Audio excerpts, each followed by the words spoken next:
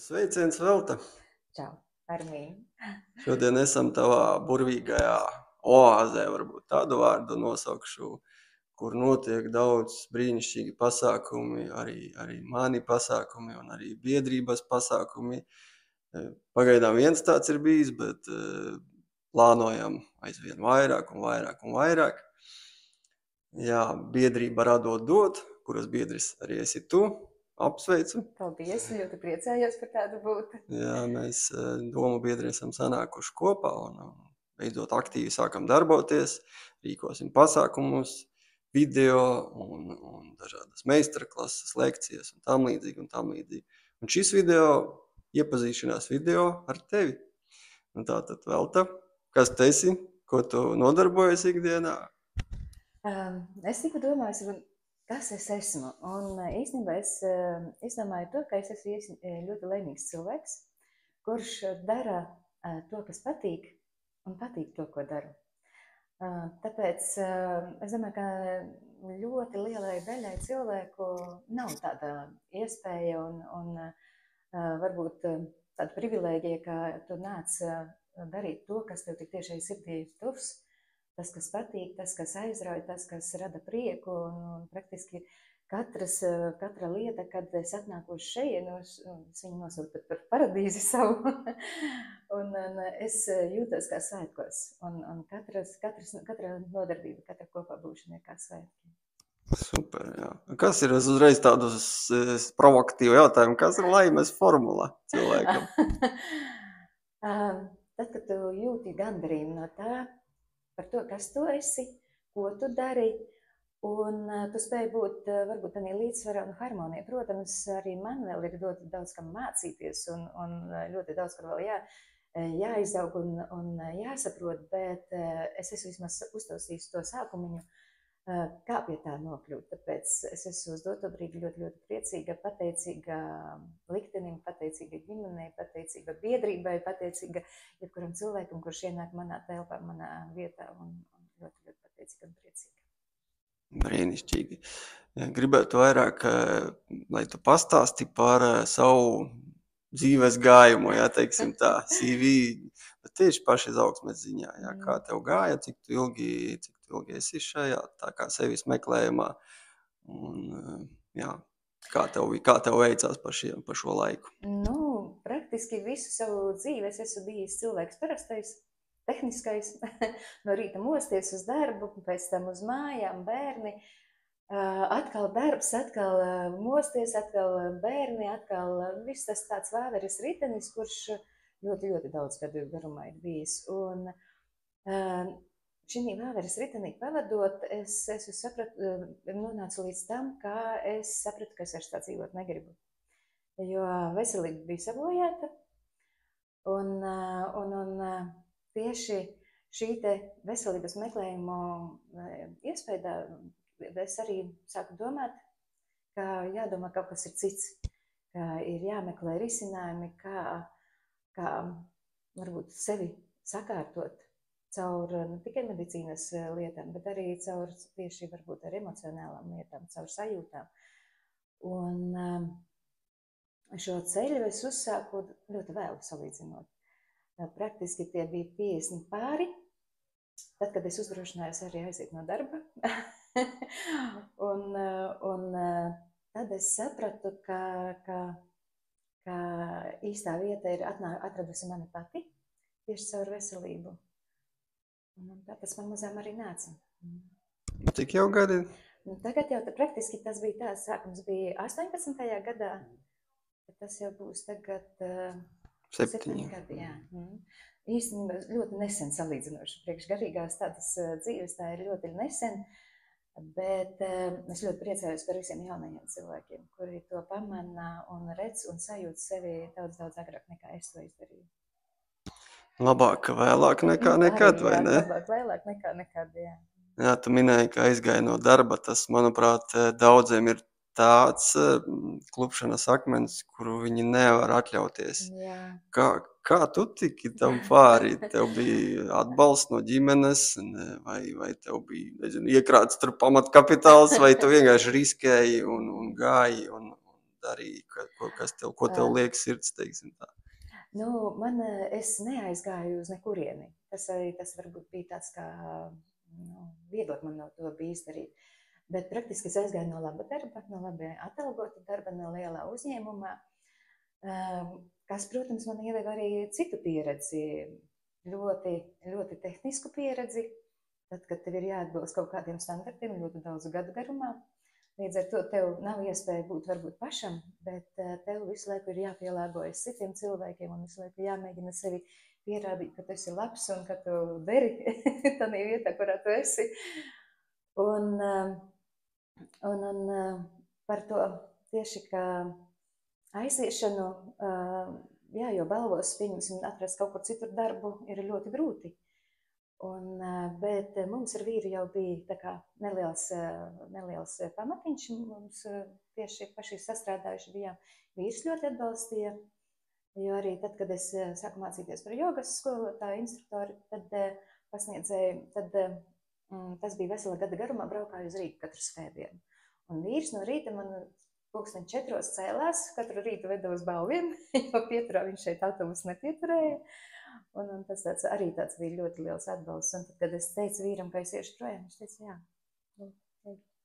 Brīnišķīgi. Jā. Vairāk tādu vīru būtu sievām, vai ne? Jā, tiešām, jā. Tu jau nedaudz pieskāries, bet varbūt vairāk bišķi izstāsti par praksēm. Kas bija tās pirmās un kas sekoja pēc tam? Es zinu, ka tev viņas jau ir sakrājušās par šiem gadiem pietiekami daudz. Jā, nu tātad joga un, protams, vēl kaut kas. Pati pirmā aizsākums man bija ar jogu, un joga sākās vairāk sevis dēļ, tieši veselības dēļ, jo man vajadzēja saprast, ka man vajag gan fiziski sevi sakārtot, gan emocionāli sevi sakārtot, jo es biju absolūti izdegusi un bija ļoti, ļoti, ļoti smagi. Gan dažādas veselības problēmas tieši fiziskā ziņā. Un jogu pabeidzot, tad atnāca pie manis paši skanošie trauki. Tad praktiski gandrīz vai kā gads, tā kaut kas pie manis, kaut kāda praksīte ir atnākusi. Vairāk varbūt kaut kas tieši priekš sevis, bet ir palikušas tādas praksītes, kuras es arī tagad piedāvāju arī citiem cilvēkiem, jo tam visam es esmu izgājusi pati cauri. Un es esmu tāds cilvēks, kuram patīk saprast visu līdz galam. Un tad, kad es izprotu, zinu, kā tas strādā, vismaz ar mani, kā tas ir strādājis, tad tas nozīmē, ka varētu arī vēl kādam citam cilvēkam tas palīdzēt. Tu minēji, ka vīrs tev bija ļoti liels atbalsts, kas ir ļoti forši, taču kā vispār tev pašai bija spērt to soļu, zinot mūsu sabiedrības, nevisai varbūt tādu pozitīvu attieksmi pret visādām šādām lietām, kas ir ārpus ierastā, jā? Kā bija no ārpuses spiediens, radi, draugi, paziņas un tam līdzīgi? Tur jau arī bija ļoti dažādi. Tā, kad pirmkārt jau gāju no darba projām, tad bija cilvēki, kur teica, ko tu traka, ko tu tagad dari, kā tu tālāk domā dzīvot un darbu, pēc tam, ko tu domā atrast, tomēr 50 tev pāri, kam vairs tevi vajag. Bet tieši arī prakšu ziņā arī bija ļoti dažādi. Bija cilvēki, kur uzskatīja, ka tā kā man pirmā praksa bija joga, un zināma sabiedrības daļa uz to skatās, varbūt tā maigi sakot, nevis noliedzoši, bet ar aizspriedumiem, tā būtu varbūt pareizāk teikt. Arī bija dažādi komentāri, un ko tu tagad darīsi, un tas taču grēks ir. Bet, manuprāt, grēks ir nerūpēties par sevi. Grēks, jo mums Dievs ir devis ķermeni, un par kuru mums ir jārūpējas. Un tieši šis te process, kas ir rūpēšanās par sevi, par savu ķermeni, ne tikai fizisko, bet arī gan smalkajiem ķermeņiem, kas ir emocionālais, mentālais. Un tad, kad mēs aizējam kaut kādā varbūt nebūtībā, tas ir grēks. Bet tad, kad es rūpējos un mēģinu sevi sakārtot, un lai es varētu atlikušo dzīvi dzīvot pilnvērtīgi, tā kā Dievs varbūt man ir licis to darīt. Tas ir tādā veidā. Man tā liekas, ka tas ir normāli, nevis grēks. Vai ne? Nu, kā var būt slikti vai grēks, ja tu ar savām darbībām, jebkādām absolūti darbībām, fiziskai veselībai, mentālai, psiholoģiskai, tu dari labu sev. Kā tas var būt Kā slikti? tas var būt grēks? Kā tas var būt grēks? Ja, bet katram ir tiesības domāt tā, kā viņš izvēlas to, un es domāju, ka tas ir pilnīgi normāli, jo katrs mēs esam savādāks, un kāpēc man būtu jāpielāgojas tādam viņu viedoklim, kurš man pilnīgi absolūti nerezonē, vai arī kāpēc viņam būtu jāpielāgojas manam viedoklim, ja viņš viņu nesaista. Tāpēc mēs paliekam katrs pie savām domām. Taču es arī atceroties bišķi savu, kā man gāja, šeit balvos likās, ka absolūti neviena nav tā domājoša kā es, un tad mēs iepazināmies un izrādās, ka ir, un tas bija tāds, wow, tāds atklājums un forši, un tas tomēr iedod tādu drosmi. Jo nav viegli arī šobrīd, ko mēs darām, iespējams daudziem tas arī var likties, ko viņi tur dara. Ar kādām muļķībām nodarbojas. Kaut kādām muļķībām nodarbojas. Taču kāpēc mēs to darām? Kā tev liekas, kas ir tā? Tāpēc, ka mēs caur šo te visu, ko mēs piedāvājam citiem, mēs esam paši guvuši labumu. Mēs esam sapratuši, ka šī visa lieta strādā, un mēs tā kā paši esam tam izgājuši cauri, līdz ar to mēs uzdrošinamies arī citiem cilvēkiem to piedāvāt. Pamēģini, varbūt tev arī derēs, varbūt tev arī palīdzēs, varbūt tev arī būs atbalsts no tā visā. Nē. Šis burvju vārds pamēģini. Man vienmēr patīk ar viņu teikt cilvēkiem, kuri, nē, tas nestrādā. Pamēģini. Pamēģini, jā. Nekas tev nenotiks slikts. Kā var zināt, ka nestrādās, ja tu neesi mēģinājis. Ne?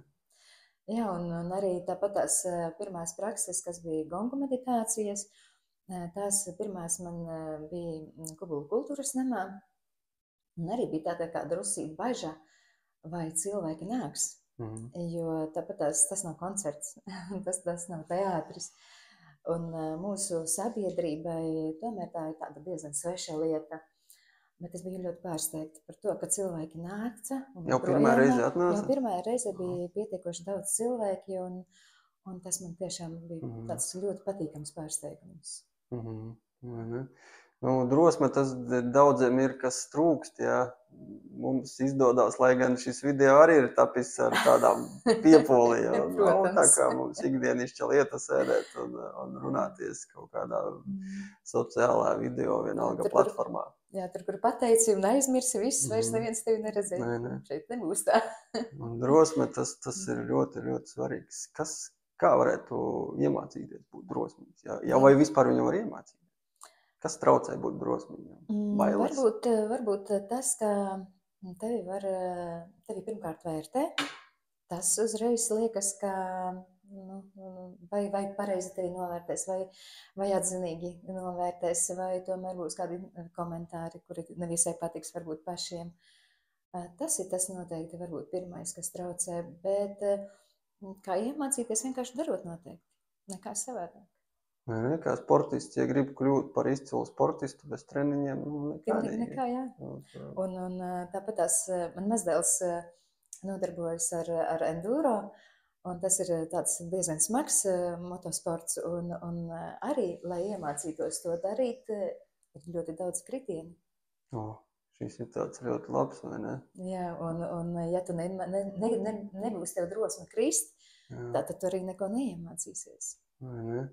Jā, šis ļoti labs salīdzinājums. Ir vēl, piemēram, tāds man patīk, ja baidies no vilkiem, tad uz mežu pēc sēnēm nebrauc. Nav ko iet, jā. Tu sēdi bez sēnēm. Sēdi bez sēnēm, nebūs sēnes. Jā. Tā arī šeit, ir jāsaņemās, jā. Tad vēl atgriežoties vēl tā varbūt sīkāk pie tām metodēm, tātad joga, gongi. Kas ir skaņu terapija, varbūt tā īsumā? Jā, tās ir dažādas skaņu praksītes, viņas ir gan individuālās skaņu prakses, tās, kas ir, viņas varētu teikt, kā skaņu masāža, kad cilvēks guļ uz kušetītes un šīs te skanošie trauki tiek likti gan uz ķermeni, gan apkārt ķermenim. Tad meditācijas ir ar šiem te skanošiem traukiem, ar gongiem. Ir arī vēl dažādas citas meditācijas, tās ir vienkārši Kustība meditācijas mēs jau esam pieraduši, ka meditācija tas nozīmē sēžu statiski un tātad mēģina iedziļināties sevi, sajust sevi, saprast un atrast šo te mieru. Bet arī caur kustību var arī meditēt. Tā kā arī šādas praksītes ir. Tā kā ir arī masāžas dažādas, bet man nav klasiskā masāža. Man masāžas visas ir priekš ķermeņa un dvēseles, tā varētu teikt. Tas arī ir vajadzīgs. Jā, bet es domāju, ka tas var būt nemazāk vajadzīgs, jo tad, kad mēs laužamies savā ķermenī iekšā ar varu, bez tādas īsti piekrišanas, prāta piekrišanas, tad līdz ar to rodas pretestība.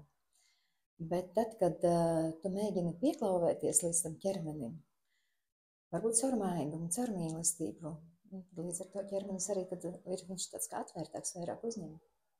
Pretīm nākošāks. Tāds vārds holistiski, jā. Jā. Kā būt veselumā. Jā. Veselas dažādas prakses, kas tevi ved pie sevis, jā. Jā, pie sevis atrašanas.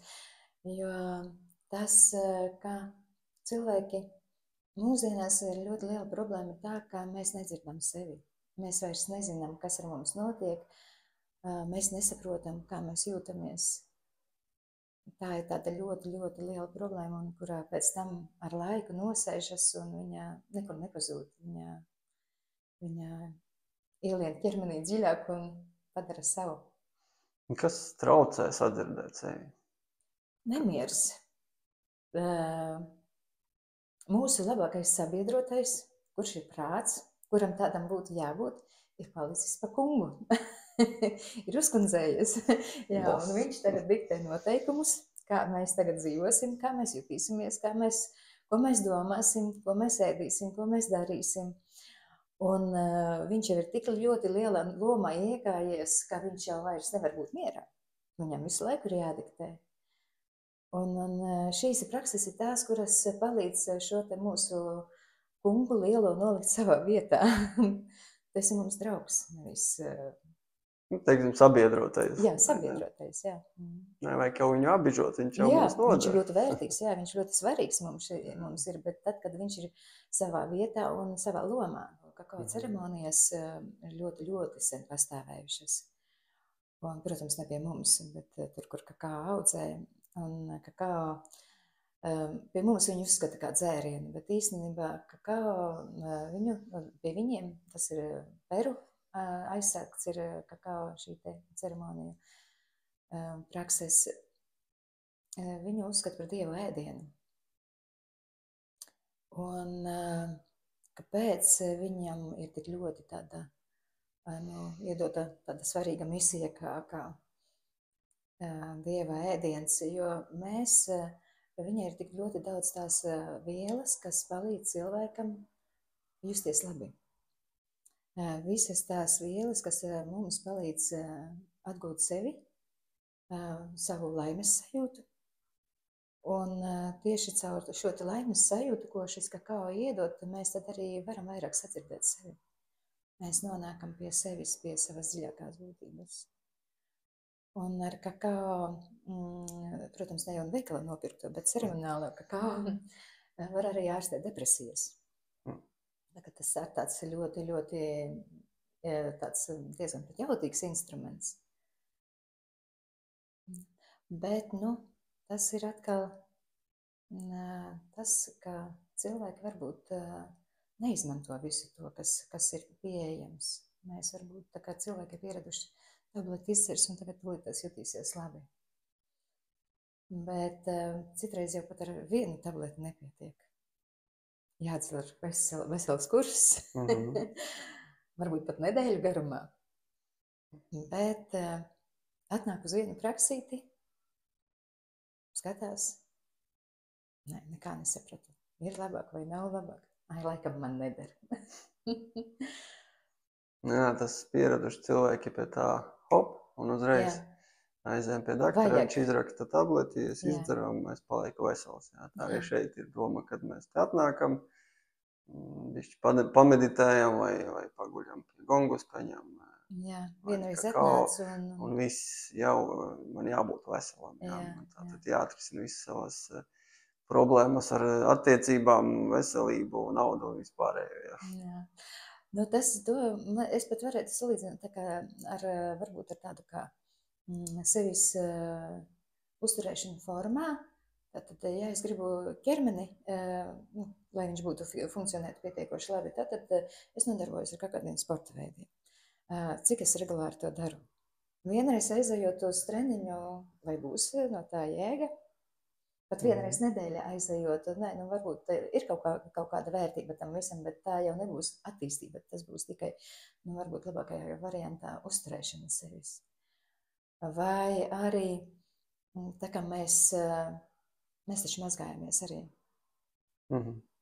Vismaz Es tā domāju. Jā, tā vajadzētu būt. Jā. Bet kas notiek ar mūsu prātu, ar šīm te garīgām lietām? Cik bieži mēs sevi tīram tādā veidā no mentālajiem sērņiem? Nē. Šo es savulaik arī domāju, kad mums tik daudz ir balvos, ne tikai balvos, pa visu Latviju, un ne tikai ir skaistumkopšanas saloni un tam līdzīgi. Nu, ļoti daudz, man liekas, priekš pat mazajiem balviem uz katra stūra. Man liekas, forši, cilvēki rūpējas par savu ārējo fizisko izskatu. Vairāk sievietes, protams, uz frizētām, uz nagiem, uz vispārējo. Bet kur paliek tad iekšējais skaistums? Kad par to rūpēties? To neredz. Ar to mēs mēkam kaut kā varbūt sadzīvot, citreiz labāk, citreiz sliktāk, un citreiz viņš varbūt mums vairāk izlien uz āru, caur agresiju, caur dusmām, caur kaut kādām nepatīkamām sajūtām, bet pēc tam mēs viņu tā kā nomaskējam, nogrūžam atkal atpakaļ un uzliekam masku un ejam un smaidam un gribam parādīt, ka visiem pēram, ka manī viss kārtībā, bet tas arī ir viss līdz kādam konkrētam laikam. Tas nekur nepazūd. Tāpēc ļoti, ļoti svarīgi, manuprāt, ir to darīt regulāri. Tāpat kā rūpēties par savu ķermeni no ārpuses, tāpat jārūpējas arī par savu iekšējo pasauli. Kā iegūt to stimulu darīt to regulāri? Es zinu, no savas pieredzes arī man bija daudz dažādi idejas, ko darīt, kā sevi tur attīstīt un tam līdzīgi, bet pamēģinu vienu, ir labi, pēc laika apnīk. Pamēģinu otru apnīk. Un visu laiku es kaut ko atmetu līdz vienā momentā, pietiek. Kaut kāds tāds bija stimuls, kad es tagad darīšu katru dienu vai regulāri darīšu to un to un to.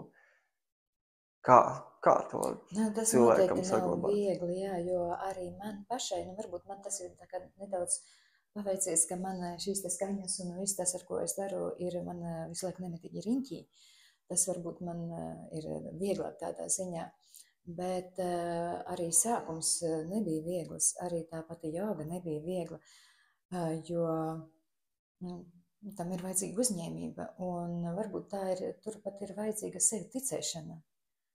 Jo, ja es to darīšu, tad man būs labāk. Un tad, kad iezogas šīs te šaubas, kā varbūt tomēr man tas neder, un vienkārši apsēsties, pajust. Kas patreiz to runā? Vai to runā prāts, vai tās manas iekšējās sajūtas to runā? Šis ir ļoti labi, jā.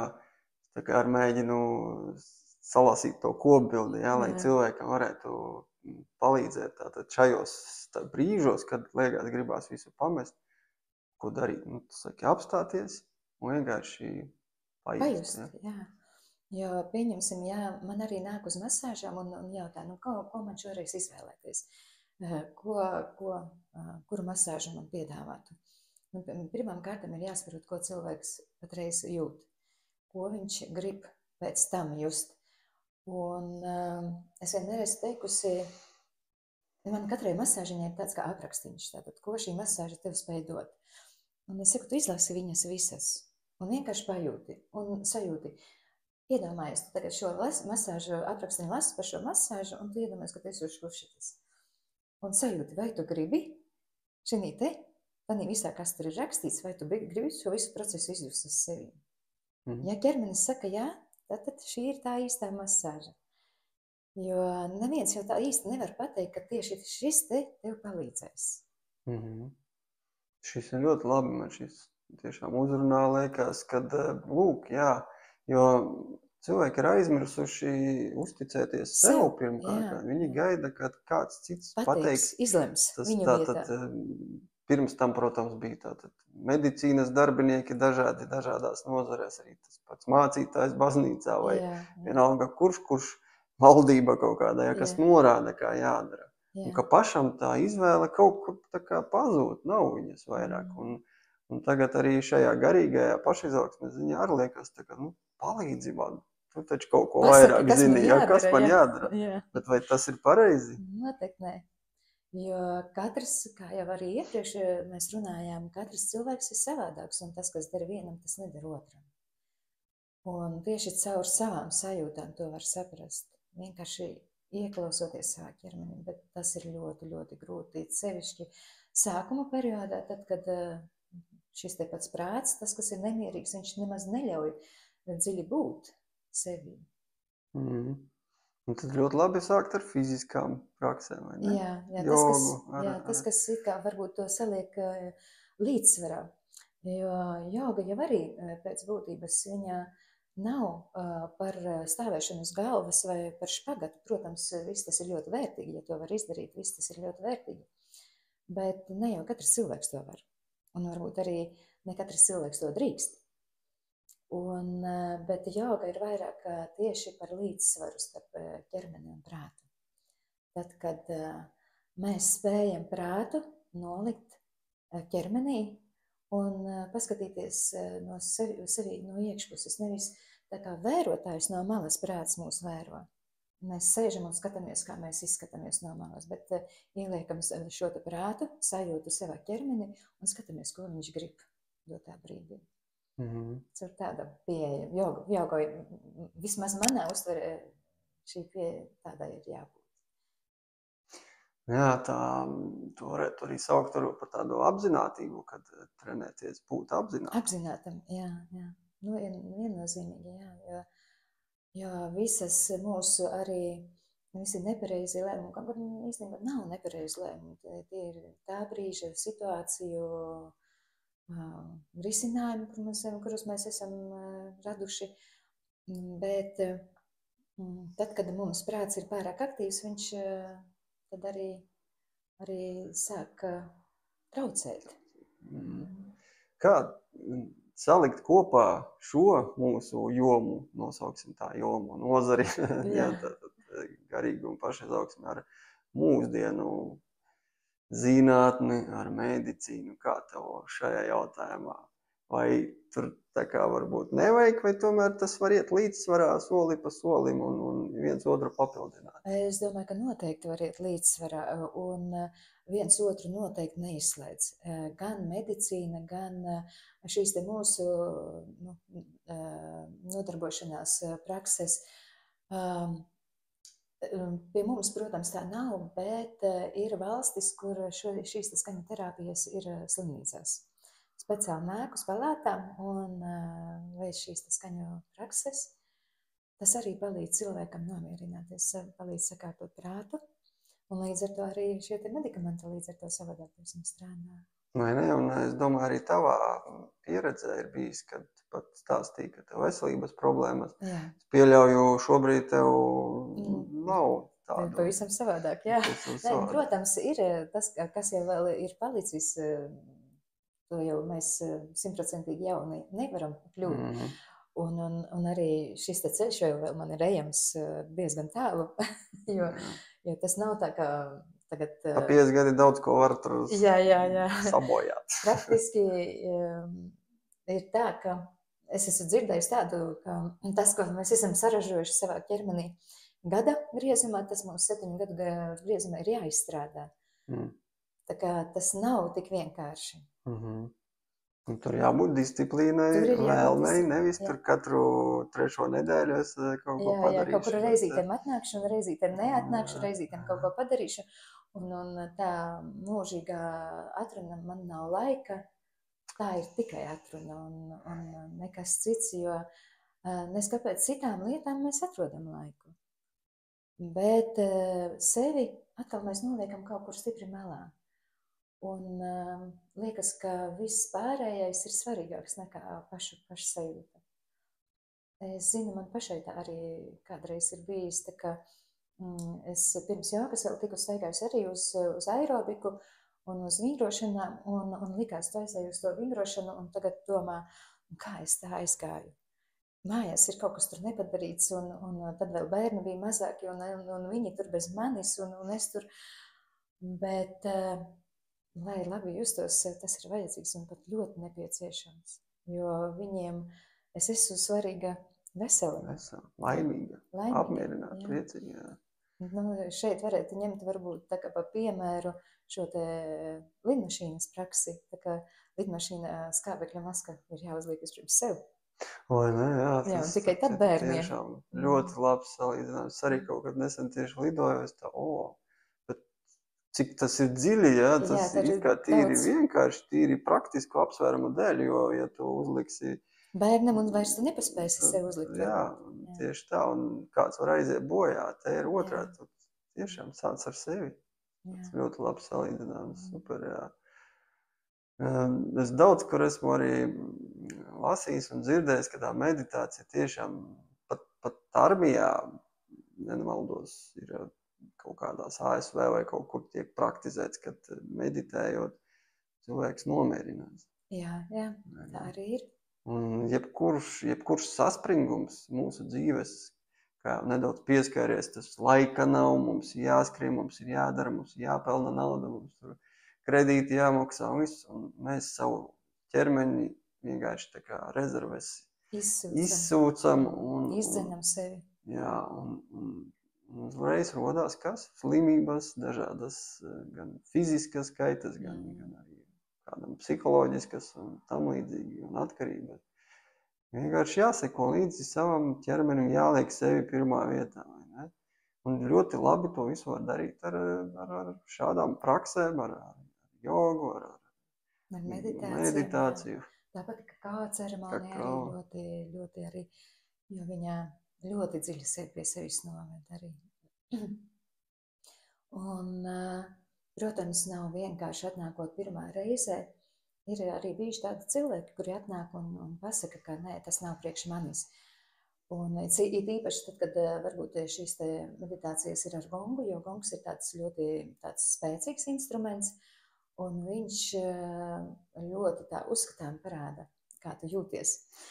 Jo tad, kad gongu meditācijā cilvēkam rodas trauksme, ir nemiers, citam liekas, ka ir karš iestājies, tur varbūt lidmašīnas lido, tanki brauc un vēl kaut kas tam līdzīgs. Tā ir mūsu katra paša iekšējā sajūta. Nekas cits. Iekšējais karš. Iekšējais karš, jā, iekšējais nemiers.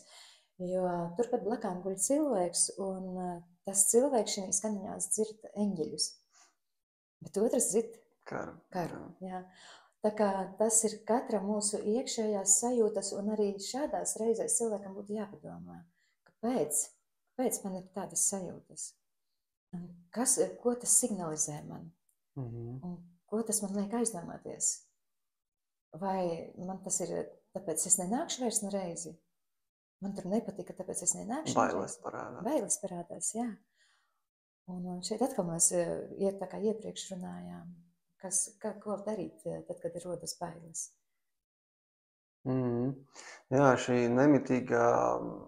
Šajā visā procesā nemitīgi ir, jāsaka tā, jāanalizē.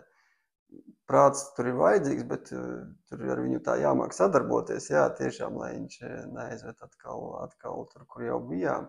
Jā. Taču ir visu laiku tā jāanalizē, kāpēc, kā tur ir teica, jā, kāpēc man šī sajūta parādījās. Jā. Nevis tagad domāt ar prātu, jā, tāpēc, ka es tur nepaidu brokastīs, jā, vai tam līdzīgi, jā, bet ka tas ir kaut kur dziļāk, senāk, kur kaut kas bija nevisai patīkams bērnībā iespējams, vai kaut kad tā trauma kaut kāda radās, jā, un meklēt un viņu izritināt vaļā un palaist, vai ne?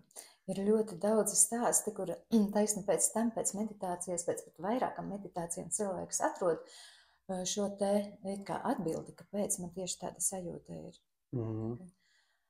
Tas arī nav noteikti vienas reizes variants. Kāds vai kādi ir tavi lielākie atklājumi par šiem gadiem, kad tu beidzot nolēmi mainīt savu dzīvi? Tas, ka mainīt savu dzīvi nekad nav pavēlu. Tas ir viens tāds lielākais atklājums, kas man ir. Un cilvēki iemācās dažādas lietas pat vēl vēlāk nekā es to uzsāku, mainot sevi. Un tāpēc galvenais ir uzrīkstēties. Pieņemt lēmumu un uzrīkstēties.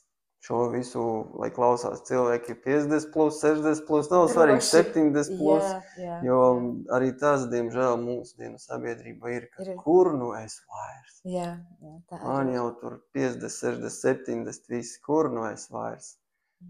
Bet vai tad tā ir? Vēl jau tikai dzīve sākas. Tad, kad, it īpaši tad, kad varbūt esi visu mūžu noskrējis tādā ļoti tehniskā veidā, un tad, kad tu apstājies un sāc iedziļināties sevi, tieši tad arī dzīve sākas.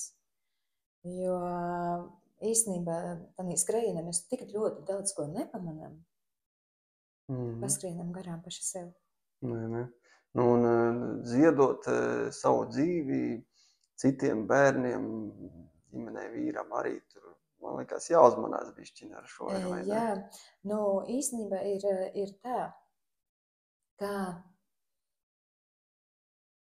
tas patriotisms, kas citreiz cilvēkos ir, viņš ir absolūti nevietā.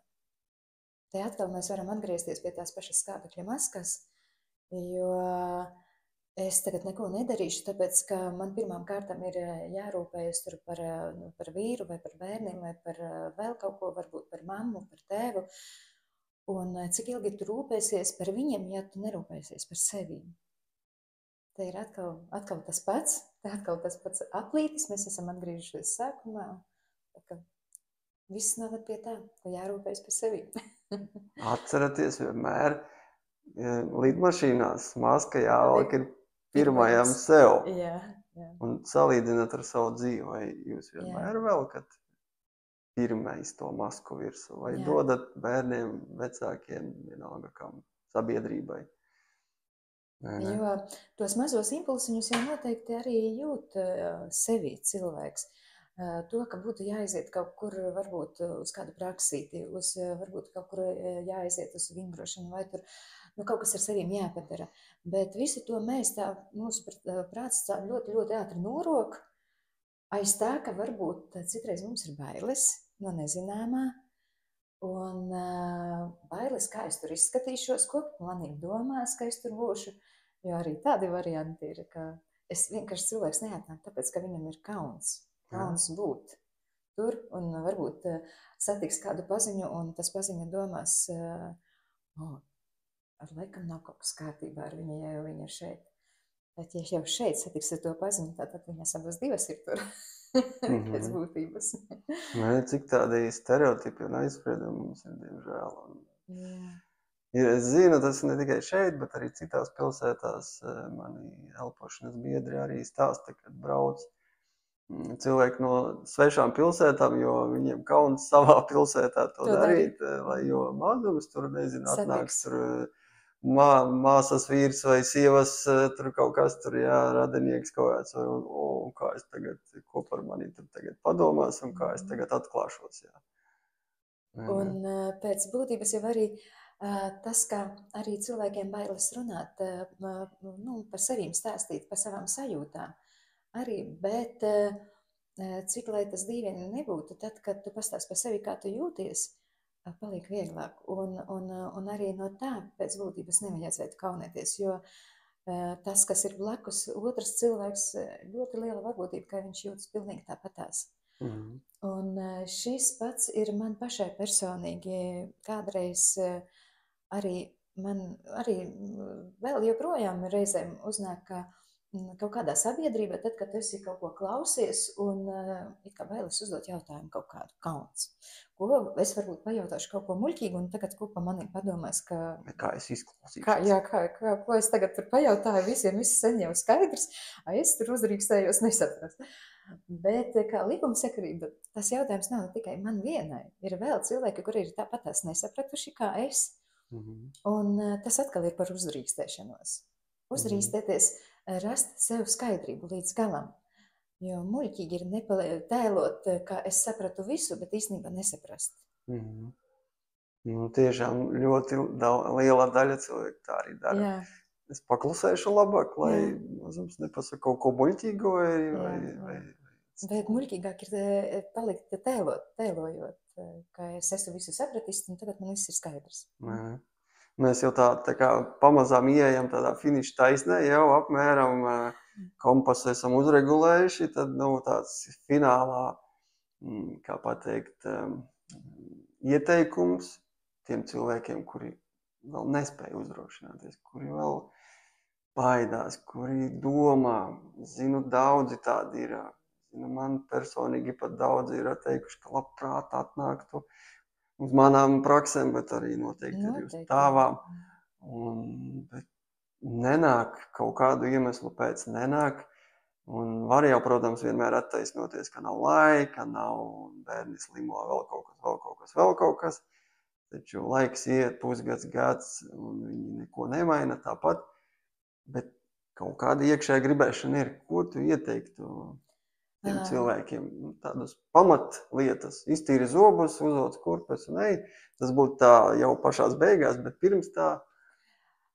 Manuprāt, ir tā, ja sajūta impulsu, varbūt tādīs pirmajās sekundēs izlasot vai sadzirdot, es domāju, ka tad tas nozīmē, ka, jo šīs pirmās sekundēs ir tieši ķermeniskās tās iekšējās mūsu dziļās sajūtas. Un pēc šī kāda brīdiņa tad pieslēdzas prāts, un tad viņš sāk analizēt, vai man to vajag, vai man to nevajag, vai man ir laiks, vai man nav laiks, vai šī ir tā reize, varbūt šoreiz nav šī tā reize. Un varbūt atgriezties cilvēkam tādā brīdī pie šī pirmā impulsa sajūtām vajadzēja. Varbūt citreiz runa ir par tādiem impulsīviem pirkumiem, ka tur ir varbūt jānosaistas, jāpadomā, un vai tiešām man to vajag, vai man to nevajag. Bet, ja iet runā šoreiz par tādām ķermeniskām lietām, tad es teiktu, ka ķermenis mums ir ļoti tāds labs indikators, kurš parāda šo te vajadzību, ir vai nav. Un tā kā es arī par šīm te pašām masāžiņām esmu vienmēr teikusi, tad ieklausies sevi. Sajūti, tātad tev to vajag. Bet jāmēģina tādā brīdī prāts nolikt malā. Vai nu vienkārši negaidīt to brīdi? Hop, ir impulss, es ņemu telefonu, zvanu vai rakstu, viss. Un darbs ir izdarīts, vairs nav laika tur vairs domāt. Protams, pēc tam var atteikt, bet pirmais solis ir veikts.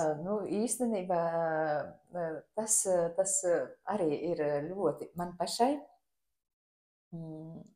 Šis pirmais impulss nostrādā, un pēc tam seko atteikums. Vienmēr atrodas kaut kāds attaisnojums. Es šādi, jau kādu laiciņu atpakaļ ļoti bieži aizrāvos ar tādām lietām, jo es sajūtu, ka man to vajag, bet pēc tam ieslēdzas šī te analīze, un viņa vienmēr noved pie tā rezultāta, ka to, varbūt šoreiz nē. Bet tagad es esmu tā kā nolēmusi, ka ja es sajūtu, ka tu man vajag, tad es to daru. Un ja prāts pēc tam man sāk tur šaubīties, tad viņam ir jāierāda sava vietiņa un jāizdara tas, ko es esmu nolēmusi izdarīt. Varbūt arī par tiem pašiem pirkumiem, kā tu minēji, tur pat nevajag varbūt lielus pirkumus, iespējams pat ikdienišķus pirkumus. Uznāk impulss nopirkt tur to burkānu vai kartupeli, un es neprātoju, ka man viņu vajadzēs nest tur uz mājām, pēc tam izot vēl kaut ko, cik man apgrūtinoši tas būs. Ja es viņu gribās nopirkt un apēst, un es viņu nopērku un apēdoju, ne? Varbūt tādās ļoti, vienkāršot to visu. Vienkāršotos, jā, un tik tiešām tad, kad varbūt šoreiz pat tā kā tu teici, nopirki, tad viņu arī apēd. Ne tikai nopirki, un viņš tev pēc tam stāv. Tu viņu neizmanto. Tas ir pilnīgi tas pats. Jā, pilnīgi pareizi ar mīnu. Jā, tā kā pirksim tos kartupeļus. Jā. Un arī viņus Zvanīsim, lietosim. rakstīsim, lietosim, ēdīsim, zvanīsim vēl tai un brauksim Armīnam. uz Armīnam un citiem. Citiem mūsu biedriem. Mums ir ne tikai mēs divi, jā, šī ir jau ne pirmā intervija, un arī ārpus biedrības ir pietiekoši daudz cilvēku. Jā, starp citu, ir liela pateicība tev, ka tu esi izveidojusi šo WhatsApp chatu lielo mūsu, kur jau ir 200 plus cilvēki. Ne? Un tas ir arī ļoti, ļoti vērtīga lieta, ko tu dari. Citu, jā. Un kas vēl nav tajā čatā, tas var pieteikties. Droši, jā. Tur ir informācija visa par visādiem pasākumiem, kas notiek gan Balvos, gan Gulbenē, gan arī kaut kur tālāk. Jā, Alūksne mums ir vispār diezgan daudz rajonu, mums ir riņķī šajā te čatiņā. Protams, man gribētos, lai viņa tur būtu vēl vairāk tās aktivitātes, lai uzdrošinātos tie cilvēki, kuri kaut ko tādu veido, kuri ar kaut ko nodarbojas, lai viņi liktu savas lietas iekšā un lai cilvēkiem ir izvēle. Jo varbūt nevienmēr katram ir jāatnāk pie manīm, varbūt kādam ir jāatnāk pie tevīm. Varbūt kādam ir jāatnāk pie Aijas, varbūt pie Ilonas, varbūt pie Ilses. Jā, varbūt vēl pie kaut kā. Tā kā, lai cilvēkam ir izvēle. Un tas ir tāpat kā ar to stāstīšanu. Tā kā cilvēkam kāds grib izstāstīt, ka viņam ir vajadzīga kaut kāda prakse, varbūt ar sevi padarboties, viņš dzird to no manis, pēc tam viņš dzird no tevis, bet viņš vēl joprojām tam procesam nav gatavs. Tad viņš iziet vēl no kaut kā, un šādā veidā viņš pakāpeniski nobriest. Jo mēs esam gatavi tad, kad mēs esam gatavi. Pēc būtības. Ņemam sevi pie rokas, jā. Nedomājam ilgi, uznāk impulss, ņemam telefonu, zvanam rakstam. Ok, paldies tev, Velta, par šo sarunu. Paldies, Armiņ, paldies par uzaicinājumu. Un tiksimies vēl noteikti, runāsimies. Jā, aicināsim pārējos arī. Jā.